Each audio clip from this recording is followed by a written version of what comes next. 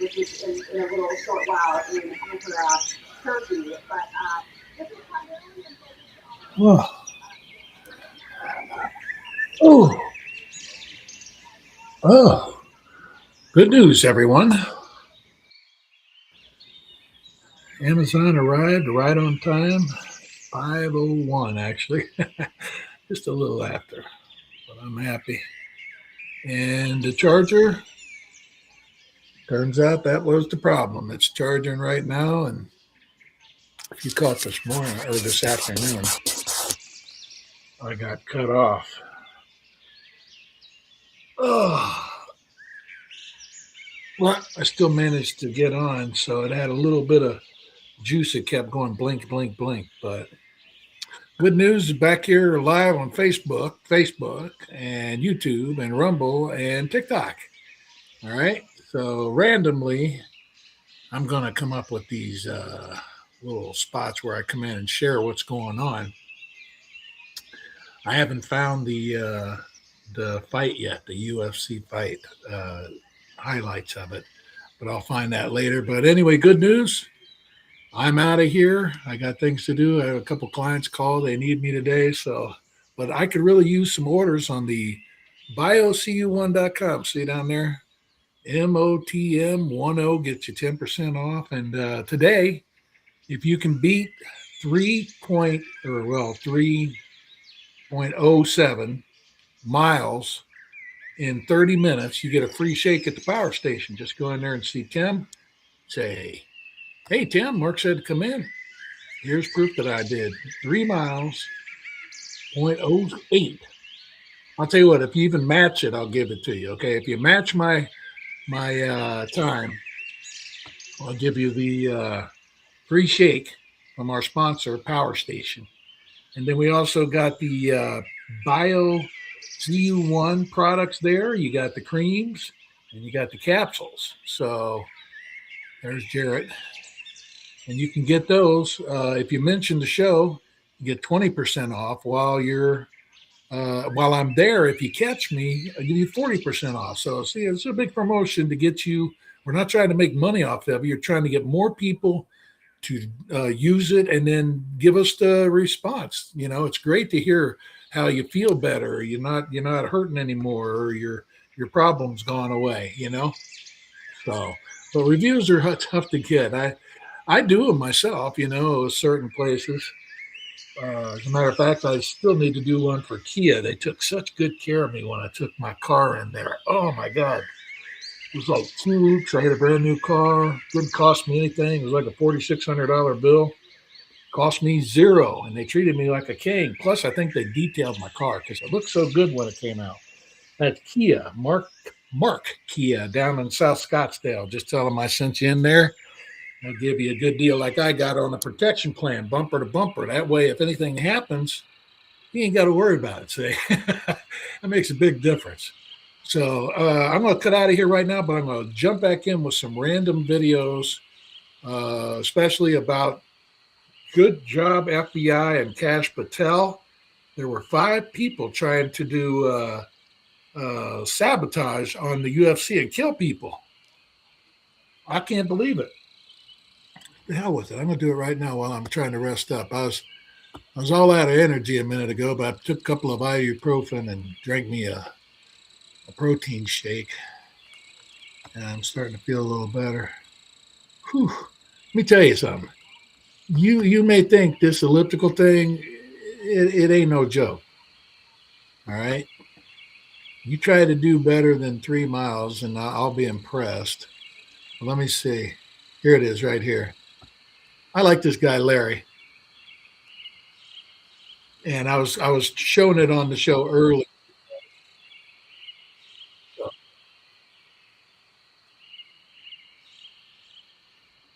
All the details that we've got now and more as the show goes on. So keep it right here for that. It's a stunner, actually. Also, J.D. Vance just marched onto the set of The View and took a blowtorch to the place. Oh. Didn't. I wish he had, but they tried, and they tried, and they tried over and over again. Good. Try to get him, and they didn't get him. He got them. And Gavin Newsom now under investigation. We only know this because Gavin Newsom told you so.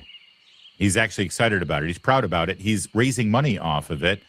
And he says that it's all politically motivated. Is it? Well, Yeah, right. We've got some receipts. We'll show you coming up right now. This is Town Hall Media. My name's Larry O'Connor, and you can call me Larry. Larry. Breaking news. What? Be careful. I They needed might some think you're water. vaping. I have a big jug of water. Don't forget to like this video and subscribe to our channel. Let's get right to it. This morning, it was revealed that an arrest had been made over the weekend, and there are other people now in custody involved in a really big domestic terror attack that targeted the UFC Freedom 250 event at the White House Sunday night. This thing is, well, it's pretty expansive what they were hoping to achieve. Here's how Fox News reported it this morning on Fox and Friends. This breaking news just into the Fox newsroom. The FBI disrupting this alleged plot targeting the UFC Freedom 250 event at the White House. Officials telling Fox a network of nearly 24 potential plotters were identified, with at least 5 people in custody right now. Wow, the suspects allegedly 24 traveled to Fredericksburg, Virginia to make final preparations for the attack. And the alleged plan allegedly included explosive-packed drones hitting buildings near the event, forcing a mass evacuation, and then steering crowds, get this, toward a pre-staged sniper team. A second wave was then planned to storm the White House gate. The FBI first learned of the threat on June 10th and worked with law enforcement across multiple states to stop it. FBI Director Kash Patel saying, quote, "We are built to detect, respond to, and bring to justice those who threaten the lives of American citizens, particularly during large gatherings like the historic UFC 250 fight." That's exactly what we did here. Over 4,300 people were in attendance for UFC 250, which included 1,200 service members. Luckily, nobody was harmed during the FBI's takedown. The event went off without a hitch. All right, so what's this all about? Was this radical Islamic jihadis? No, it doesn't look like it. Was it Antifa types? Well, maybe. Was it crazy right-wingers? Well, it's not that simple. We'll give you more information and more details and try to give you as plain a description of these perpetrators as we can, outside of the stereotypes and the basic templates that you're going to find in legacy media, who are, frankly, lazy and have an agenda. Here's a little bit more reported by Fox. We're thankful that this did not turn into an actual plot. Those 2 men, as you mentioned, who were arrested in California and are being charged with conspiracy to commit murder, they appeared in federal court in California yesterday. A teenager is facing charges in Ohio. John, around 4,300 people were in attendance for UFC 250, including 1,200 service members. Investigators tell Fox the alleged plan was to use an explosive-laden drone to hit buildings near the event, which could force a mass evacuation and steer crowds towards a pre-staged sniper team. A, quote, second wave was allegedly planning to storm the White House. One suspect allegedly told investigators the goal was to target, quote, capitalist elites or billionaires or politicians who receive donations from the American-Israeli Public Affairs Committee, known as AIPAC. Now, in Ohio, a 19-year-old named Tyson Proper, according to multiple sources, was taken into custody.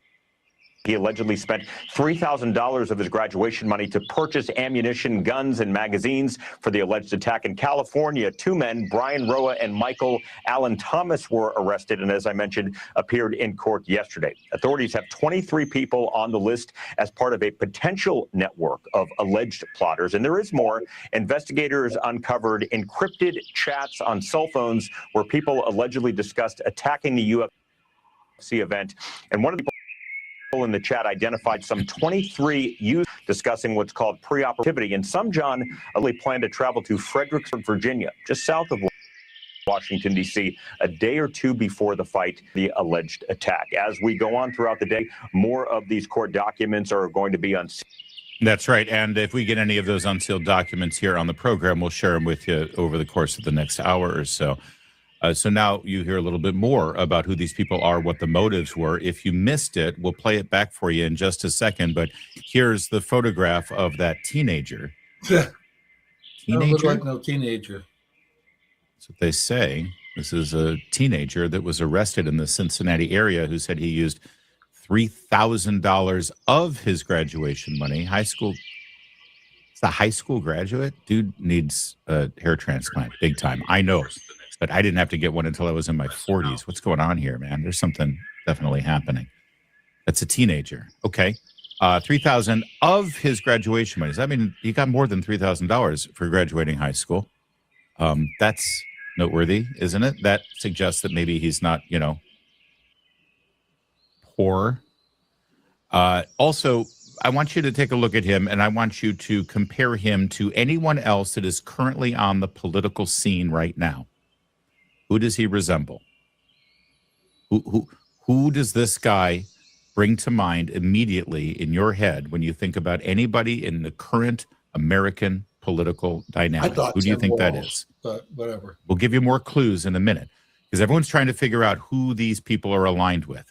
Are these right-wing MAGA types? Well, wouldn't really be in keeping with a right-wing MAGA type to slaughter everybody attending the Freedom 250 UFC fight on the South Lawn of the White House.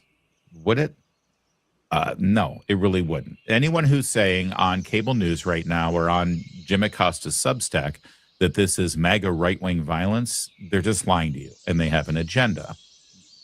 Who does this guy look like? And when you hear the political motivations behind them that we will share once again with you, who does it sound like? Once again, if you missed it. Suspect allegedly told investigators the goal was to target, quote, capitalist elites or billionaires or politicians who received donations from the American-Israeli Public Affairs Committee, known as AIPAC. Okay, political rich elites, billionaires who were funded by AIPAC. Yeah, you know exactly who this looks like, and you know exactly who that sounds like. This is not from the American right wing. This is not from conservatives. This is not from Trump MAGA. Plattner. This is the Graham Plattner class warfare, anti-Israel, anti-Semitic, dividing our country along financial class lines kind of crap that has become mainstream in the Democrat Party. And I'm not saying they're Democrats. I have no idea how he registered, and it's irrelevant. But his political agenda, if this is correct, fits in with Bernie Sanders, Zora Mamdani, AOC, and Graham Plattner, who he bears a striking resemblance to, frankly. Psychopathic, sociopathic, violent white bully with a little meat on him.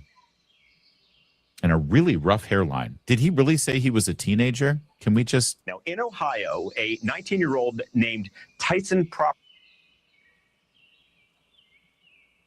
19-year-old Tyson Proper.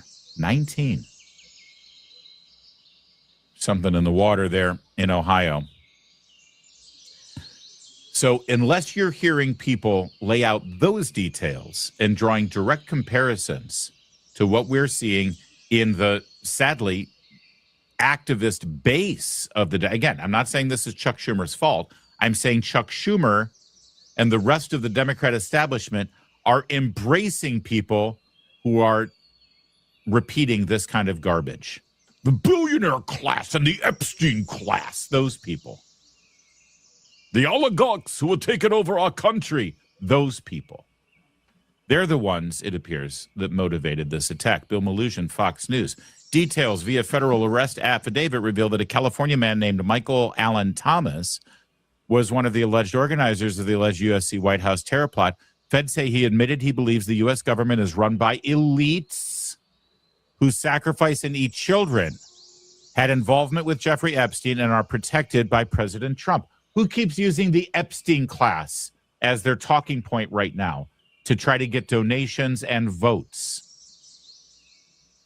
Investigators took screenshots of his Signal chats in which details of the plot were discussed and maps of the USC event were shown with suggestions on where snipers should be placed. Feds also recovered rifles and ammo, sources tell colleague David's Punt. Those in custody are American citizens, and there is no foreign nexus believed to be at play. And yes, here are some of those screenshots. that show maps of Washington, D.C., the ellipse, targeting exactly where the fight was supposed to take place, the UFC fight that is, and these are the weapons and gear that were involved. You know, sort of the kind of thing that Graham Plattner used when he was out fighting for mercenaries over in the Middle East. Again, I'm not saying that they were inspired by Graham Plattner. I'm just saying that they sound exactly like Graham Plattner. That's what I'm saying. I hope that's what you're hearing. There's something broken here, and it's terrifying. You heard the details of the plot. They were going to use drones with explosives to fly in and explode right near some of the buildings. That would have caused a mass panic.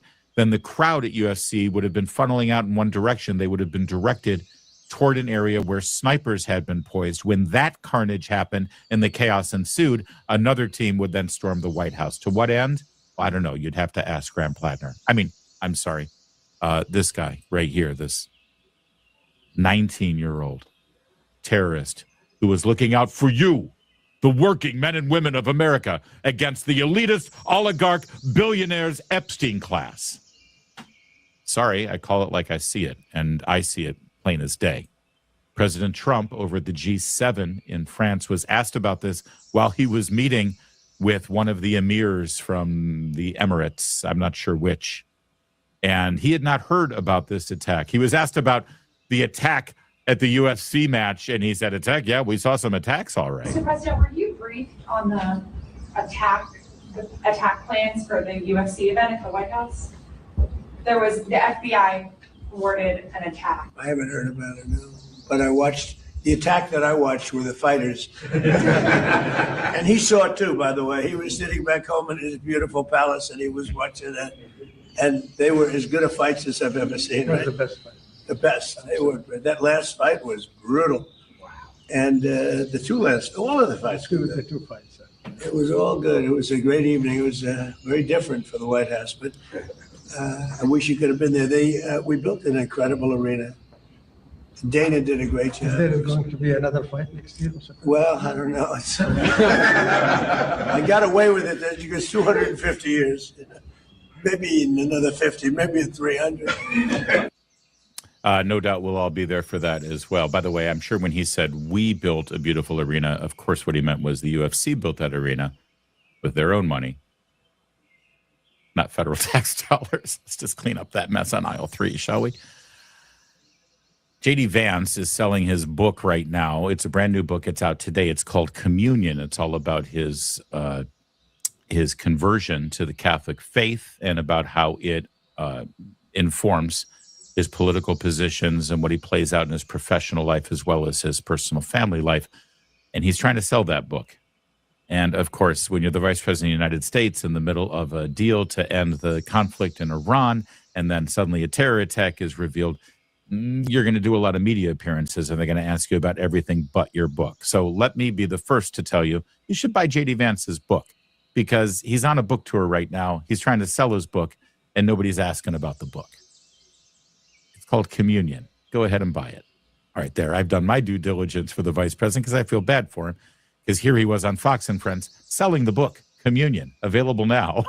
And instead, he was asked to comment on this foiled terror attack. And here's what the vice president had to say. This is very scary. We learned about this, about 30 minutes ago, an hour ago in the middle of our show. Sure. Why do you think they're telling us this? Because I know there's a lot going on behind the scenes with the FBI. Sure. We don't always find out. Why do you think they're telling us this now? And what's your reaction? Well, I think they're telling us because the scale of the planned attack is so significant. And I think it's important for us to be as transparent as we can be about these ongoing investigations. We want to tell the American people what's going on, of course. But I actually just heard about it this morning myself. And so this is a very, very dark stuff. And unfortunately, we're talking about this a little bit off camera, but this is what happens when people turn the rhetoric up so loud that disagreeing with somebody is a cause for violence. That's the place that we've come to, unfortunately, with too much of our political rhetoric. We got to tell everybody to tone it down. And I hate to say this, but it's true.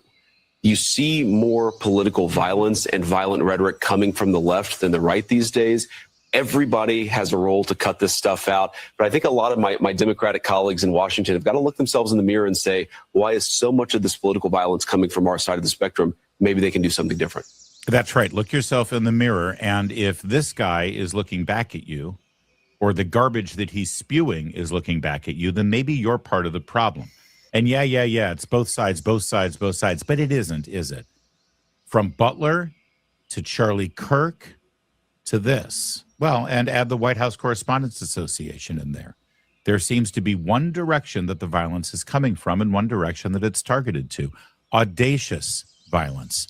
And I just want to remind you, once again, according to the FBI, reported by Fox News, here was the motive behind this terror attack. Sniper team, a quote, second wave, was allegedly planning to storm the White House. One suspect allegedly told investigators the goal was to target, quote, capitalist elites or billionaires or politicians who received donations from the American-Israeli Public Affairs Committee, known as AIPAC. Now, anti-Israel, anti-billionaire, anti-capitalist. Oh, but yeah, it's right-wing MAGA. That's what you'll hear. That's what you'll hear all night long. If you watch those shows that nobody watches anymore, it's terrifying. And the vice president is right. It seems that all of this is coming from one direction right now and targeting us, targeting conservatives, Republicans, and people who support the president and support the ideals of our nation and a free market economy that actually allows people like Elon Musk to become rich and allows the rest of us all to work hard and make money as well. There are a lot of hopeless people out there, and they think it's always those guys, those powerful few, who are keeping them down. And sadly, there are a whole lot of people in American politics and in the media who get rich off of feeding those people, feeding their fever dreams, and then they act like they had nothing to do with it when something horrible happens. Thank God this was stopped. Thank God the FBI got in the middle of it. And if we get any more information about this, we'll let you know. But I wonder if Graham Plattner, Zora Mamdani, AOC, Bernie Sanders, I wonder if they'll pause for a moment and recognize their rhetoric coming out of the mouths of these monsters. And they can stop for a second and say, hey, enough is enough. I doubt it. I sincerely doubt it. Coming up in 1 minute, Gavin Newsom is celebrating the fact that he's under criminal investigation, and he's raising money off it, too. There's a lot of smoke, but is there fire? We'll report. You know the rest. But before we get back to that, something that has real consequences right now for those of you 64 or older, or if your parents. Governor Gavin Newsom took to the media yesterday, especially social media, and announced that he and his wife, at the very least, are under FBI investigation. Now, the FBI is not commenting on this.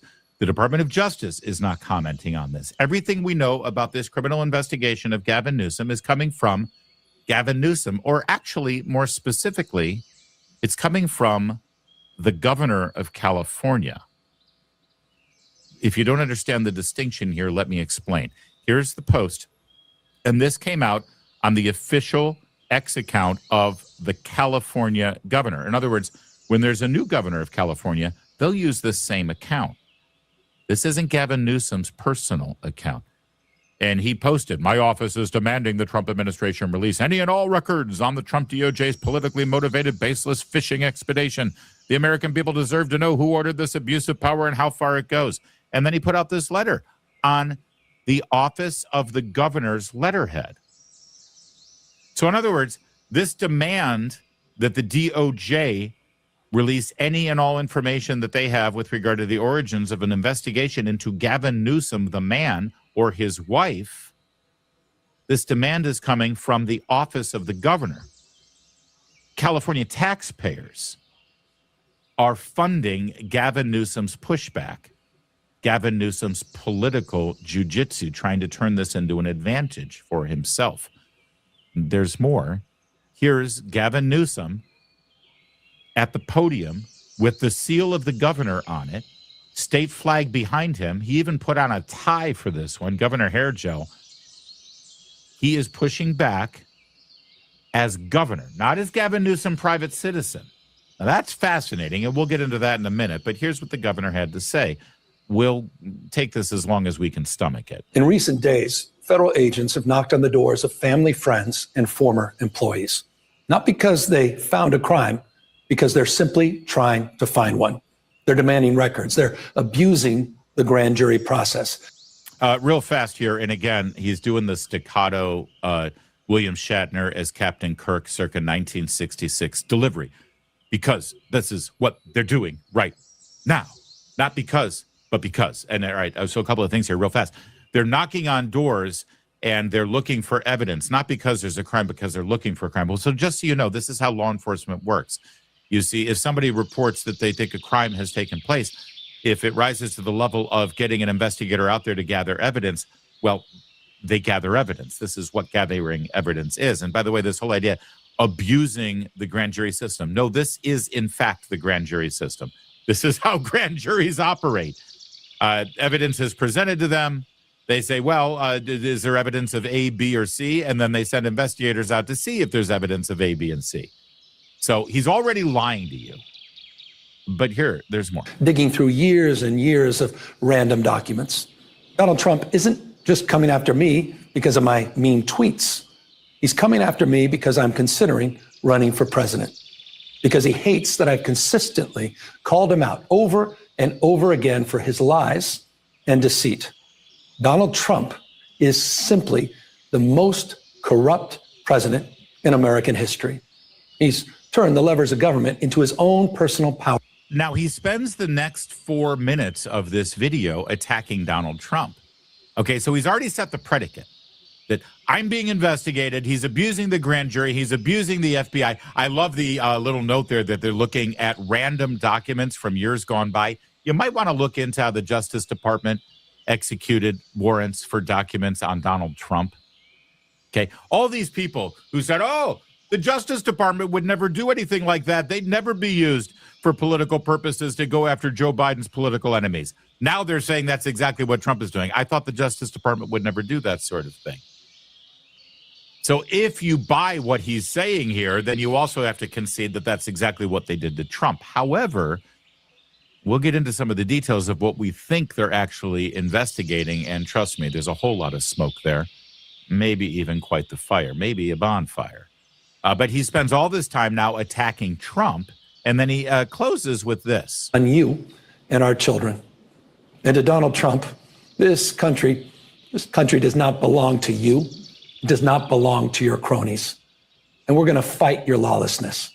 And we're going to continue to remind the people of this country of your corruption. That same corruption our founders warned us against as we move to celebrate our 250th anniversary.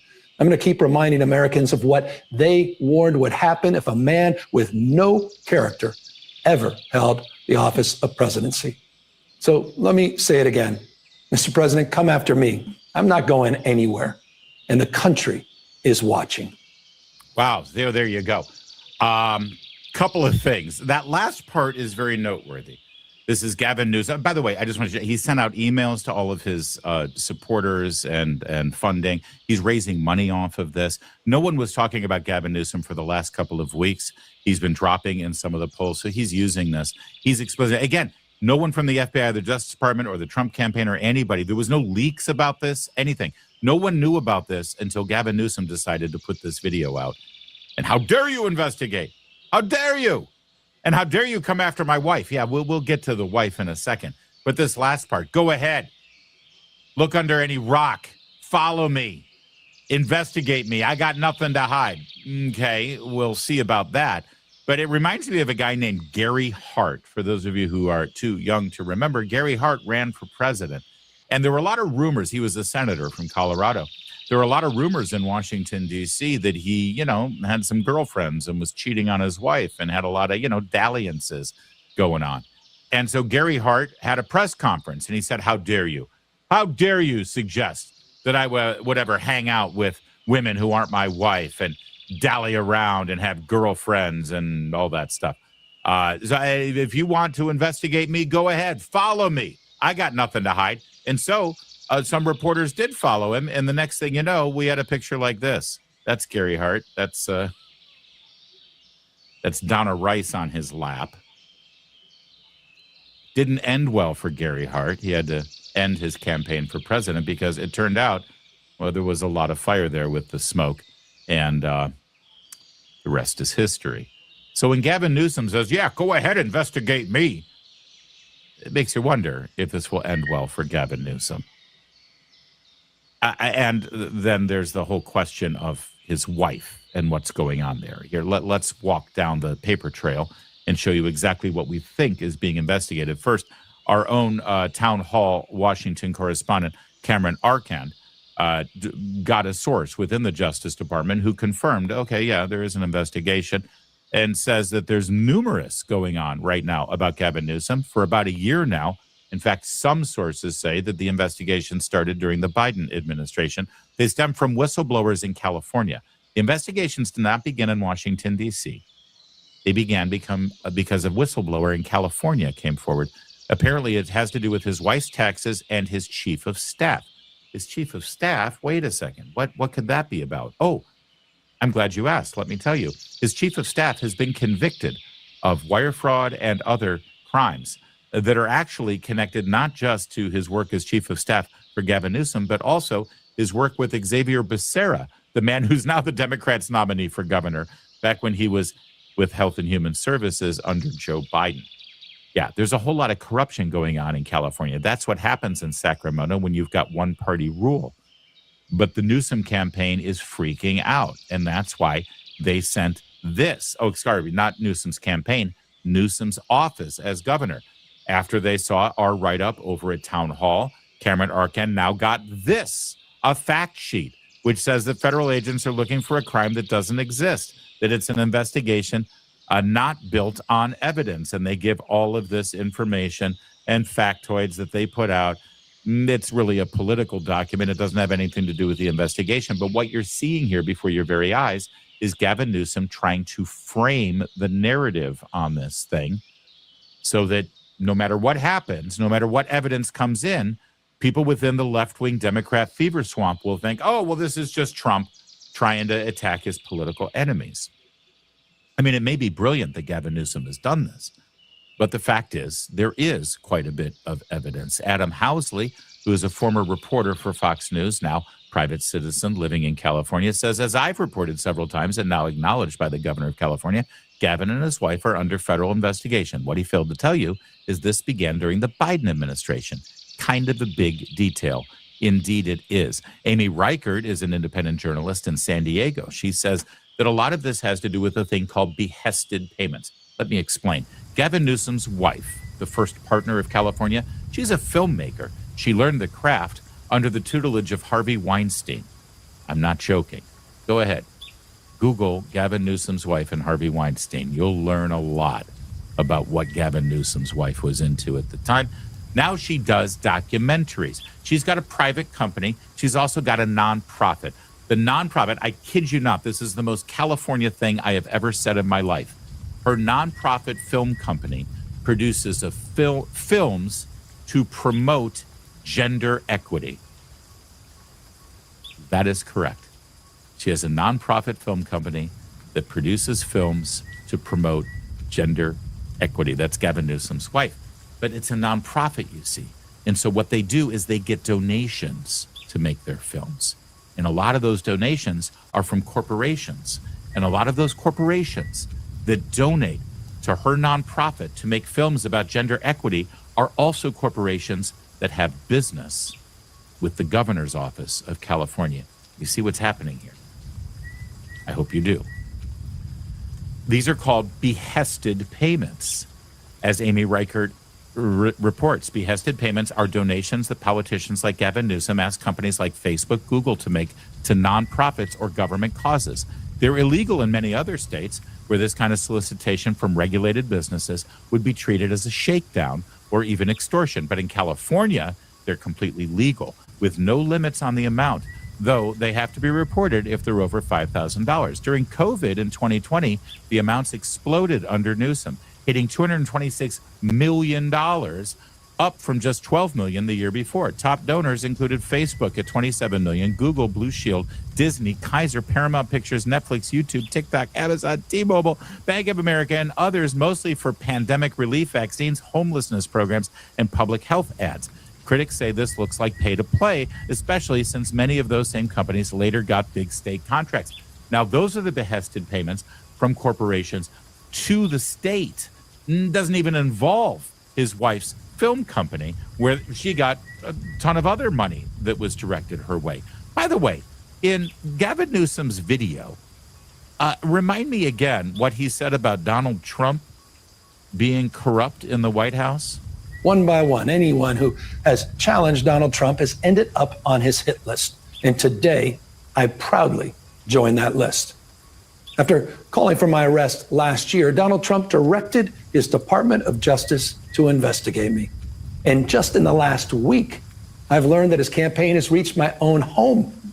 To get me, he's coming after my wife, Jen, a public servant, a woman who's dedicated her life to supporting women and girls. Well, again, you might want to Google that Harvey Weinstein stuff. I'm not sure how much support she provided. That said, Gavin Newsom decided to accuse Donald Trump of... Donald Trump is simply the most corrupt president in American history. He's turned the levers of government into his own personal power ministries to reward cronies and to try to jail his opponents. His personal attorney now runs the Department of Justice, which has repeatedly gone after his political enemies. Ask Jerome Powell. Sent them after James Comey. Again, the James Kirk, William Shatner delivery is just so staccato and annoying, but there's more. James Adam Schiff. He sent them after Tim Walz, and a woman that a jury found Donald Trump had sexually abused. One by one, anyone who has challenged Donald Trump has ended up on his hit list. And today... Yeah, there we go. But he also accused, as you heard, from rewarding his cronies, people who give him money, then gets government contracts. It's almost like Gavin Newsom is very familiar with that sort of phenomenon, right? As detailed in what we just laid out. There's more. Susan Crabtree, also based out of San Diego. She does investigative reporting for Real Clear Politics. She wrote a book about this whole thing. It's called Fool's Gold, the radicals, con artists, and traders who killed the California dream and now threaten us all. She says, we break down the crazy PG&E. PG&E is Pacific Gas and Electric. That's the gas and electric company, of course, the utility that does business with California. The money Newsom behested to his wife's gender justice nonprofits. PG&E is the utility that's caused the deadliest 85 deaths, wildfires in California history. A PG&E executive is even listed as a producer on one of her films that she screened at PG&E headquarters. Declaring a state of emergency because of the pandemic, Newsom brazenly granted no bid contracts worth hundreds of millions to health service providers and other corporations, some of which donated to charities at his behest. Because of the obvious ethical issues involved, several states prohibit such directed donations. In California, they're officially labeled behested payments and fully sanctioned, even encouraged. And then she goes on and on with that. And of course, if we're looking at independent reporters in California diving into the corruption that is the Gavin Newsom government, well, we've got to pay homage to Town Hall's own Jennifer Van Laar. She's the managing editor at Red State. And she's been putting the pieces together over the corruption that Gavin Newsom and, yes, his wife have been overseeing in California for years now. For years.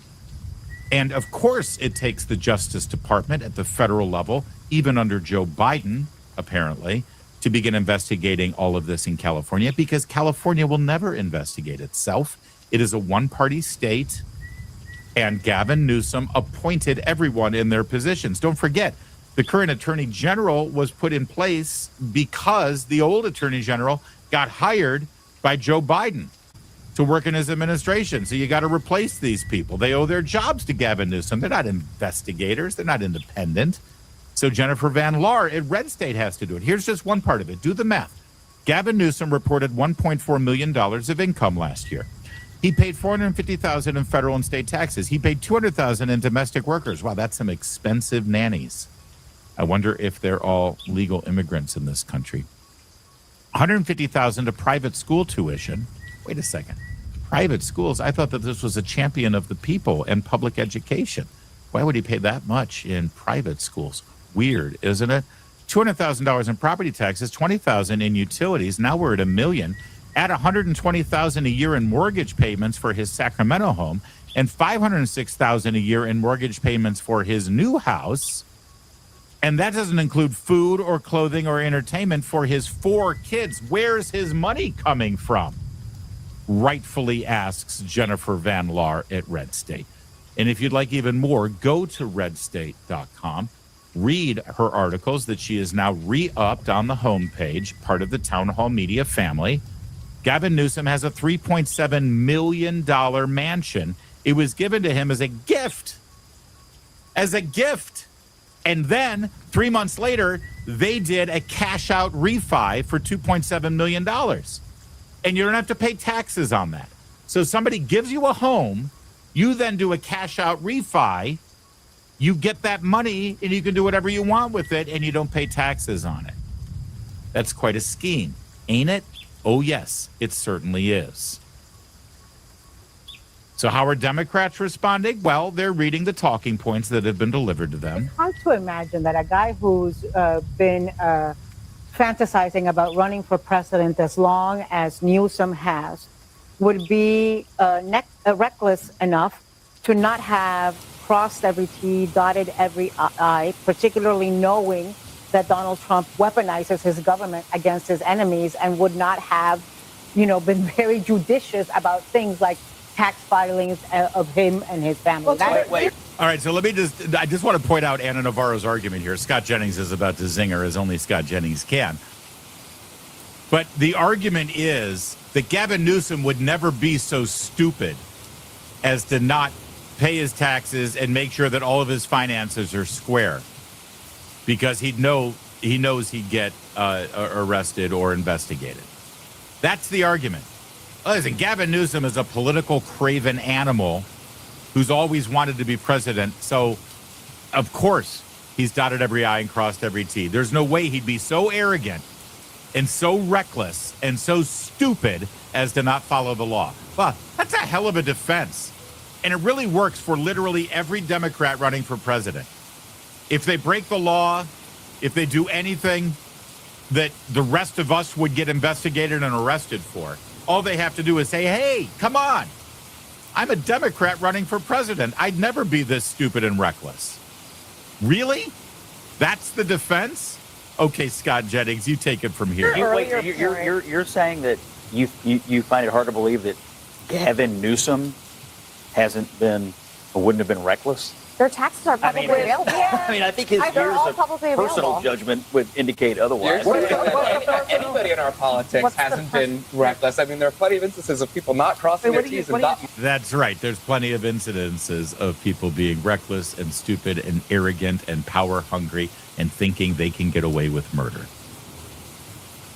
And maybe we need to add Gavin Newsom to that list. Listen, there's a lot more, and we could go on for another hour looking at all the details. I implore you, go check out our reporting at Town Hall. Certainly Jennifer Van Laar, managing editor of Red State, her reporting over at redstate.com.